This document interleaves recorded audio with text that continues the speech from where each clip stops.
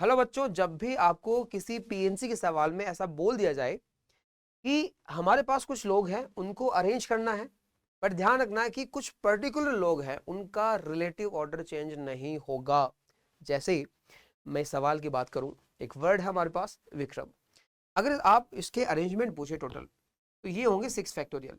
लेकिन मैं ऐसा बोल दूं कि ये जो लेटर वी है वो हमेशा के से पहले ही दिखना चाहिए, तो आप बोलोगे कि यार इनको घूमने से रोकना है एक तरह से, मतलब ये जो दो फैक्टोरियल तरीके से घूम सकते हैं वो नहीं होने देना। तो इसके लिए आप क्या कर देना, दो फैक्टोरियल तरीके से डिवाइड कर देना। अब देखो ऐसा ही कॉन्सेप्ट मैं यहाँ पे काम में लेने जा रहा हूँ। सवाल में बोला गया है कि एक कॉन्फ्रेंस है जहां पे 10 लोग बोलने वाले हैं। S1 जो है वो S2 से पहले बोलना चाहता है,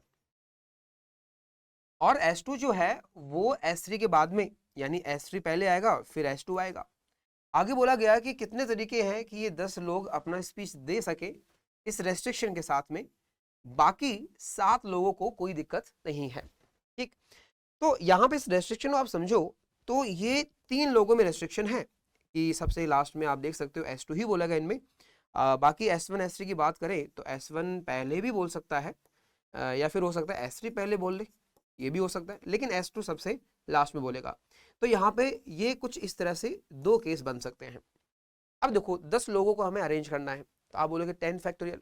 लेकिन अगर ये रेस्ट्रिक्शन हुआ कि पहले S1 फिर S3 फिर S2, इनका रिलेटिव ऑर्डर चेंज नहीं होगा, तो इस केस में आपका आंसर होना चाहिए 10 फैक्टोरियल अपॉन 3 फैक्टोरियल। बिल्कुल ऐसे ही इस वाले केस में भी 10 फैक्टोरियल अपॉन 3 फैक्टोरियल।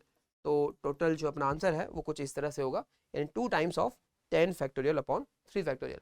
यानी आपका जो सही आंसर है वो होना चाहिए ऑप्शन डी। बिल्कुल ऐसे ही ये वाला सवाल आपको ट्राई करना है, और जो भी आपका आंसर आए वो कमेंट सेक्शन में जरूर दीजिएगा।